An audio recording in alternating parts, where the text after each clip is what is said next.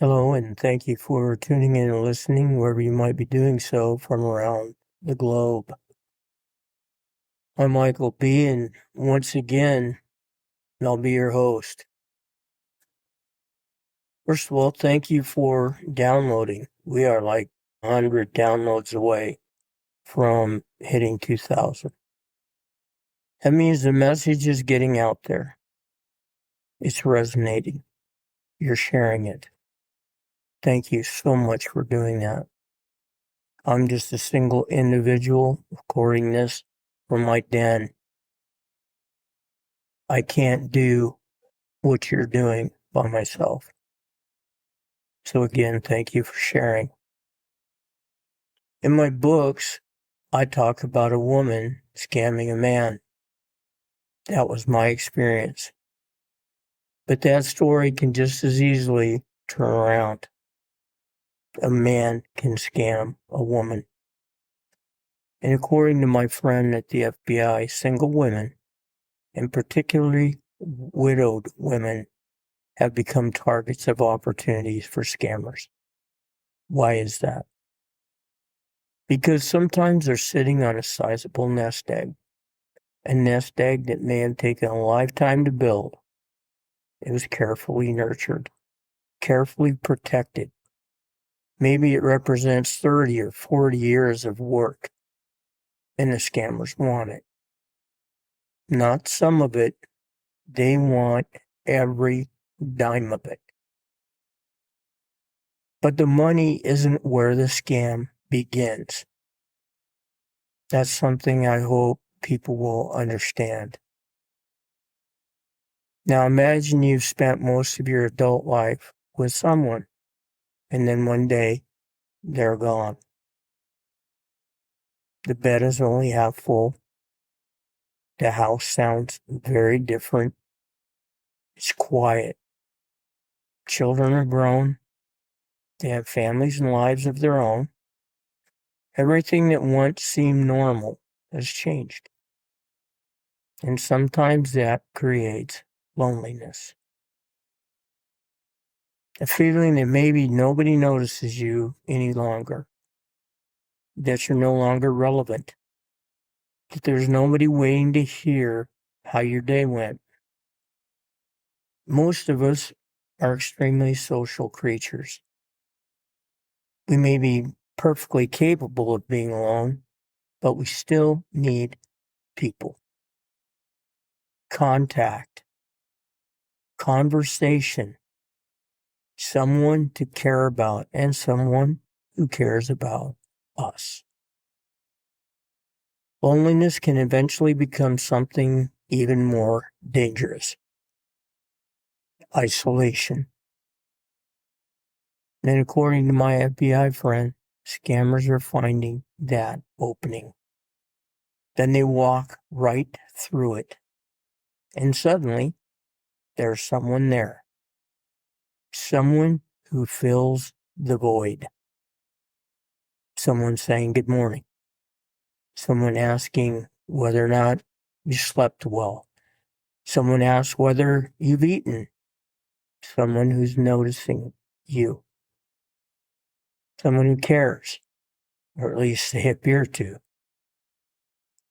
And slowly, that stranger becomes taking a place in the victim's life. Eventually, they become as important as family, sometimes even more important. And families have an incredibly difficult time understanding how that could possibly happen. How can someone you've never met become more important than people you've known your entire life? There's actually a pretty simple reason. Usually, there's very little conflict. Think about a real relationship. Real people disagree. Spouses argue. Children become frustrated. Someone forgets to call. Somebody had a bad day. Sometimes the person who loves you tells you something you absolutely do not want to hear. That's a real relationship. The scammer has an enormous advantage. They don't have to live with you. They won't, because they're not real. But let's continue with this conversation. They don't leave dishes in the sink. They don't forget to take out the garbage. They don't argue with you about money. They aren't tired after working all day. They don't have problems of their own that interfere with giving you attention. Instead, they appear at exactly the right time. They understand you. They listen. They say exactly what you need to hear, exactly when you need to hear it. You know why? Because many of them have scripts, actual written playbooks. For this situation, say this. If the victim says this, respond this way. If the victim becomes suspicious, here's how you answer. If the family interferes, here's what you say. These aren't always spontaneous conversations. They're often carefully managed, and every response has a purpose. And this is important. That purpose is to set another hook. That's the analogy I want to talk about today. A hook. Fishing is a pretty good analogy. A large, strong fish may dislodge one hook. It might break one line. But what happens when there isn't just one hook? What happens when there are 10, 20, 50? What happens when those lines begin crossing one another? Eventually, you don't have a hook anymore. You have a net. So what happens in a romance scam? Good morning, honey. That's a hook. Did you sleep well? Hook. Have you eaten today? Hook. I miss talking to you. Hook. Did you dream about me last night? I dreamed about you. Hook, hook. You're so important to me. Hook. I've never met anyone like you. Hook. I love you. Hook. Those hooks are becoming a web, one line at a time. None of those statements ask for money, and that's exactly why they're so powerful. The victim isn't being conditioned to make an investment, not yet. They're being conditioned to believe they're loved. Day after day, week after week, sometimes month after month, hook after hook after hook, until eventually those hooks become lines, and those lines become a net. That's why families can become so frustrated. They think they're dealing with one ridiculous story. They're not. They're fighting hundreds, maybe thousands, of emotional interactions that occur when they weren't there. And then the family discovers what's happening. They say, he's a scammer. She's not real. You're being taken advantage of. You're going to lose all of our money. Sometimes they get angry, and sometimes they say things they later regret. And what does the scammer say? They don't understand us. They're jealous of what we have. They're trying to control you. They won't let you be happy.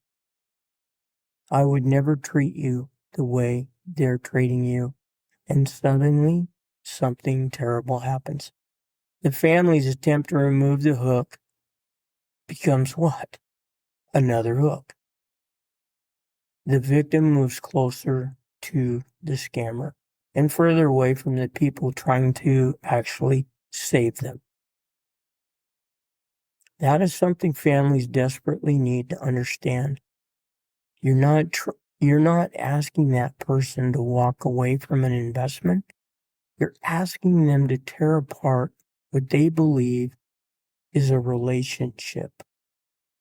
That is why simply saying it's obviously a scam usually doesn't solve anything. It's obvious to you. It may even be obvious to everyone around that person. But you're standing outside the net. They're inside it. And there's another important point. Most people think the scam begins when the scammer asks for money. It does not. By then, the scam may have been operating for months. The relationship is the scam. The money is the objective. That's an important distinction. Because once the emotional infrastructure is complete, the hooks are set. The web is complete. The money request can take almost any form. Maybe it's, honey, I've been investing for years. Let me teach you. Or I found this incredible opportunity and I want us to build it. It'll help us build a future together. Or maybe it's, I need money for an operation. Or my account is frozen. Or I'm stuck somewhere and I need your help and you're the only one in the whole world who can help me. The details change. The pattern doesn't change very much. Attachment first. Money second.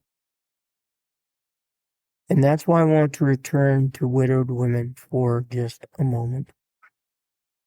A woman can raise a family, build a career, manage a household, handle investments, survive tremendous adversity, lose the person she spent most of her life with, and somehow continue moving forward. She can be extremely intelligent, educated, successful, independent, and still be lonely. These things are not contradictions. And loneliness does not mean stupidity. The scammer isn't necessarily attacking intelligence. They're attacking attachment.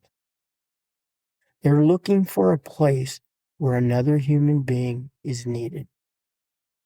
And then they try and occupy it. That's why these crimes are so difficult for families to understand. And it's why I've said repeatedly, don't fight against the victim. Fight for them.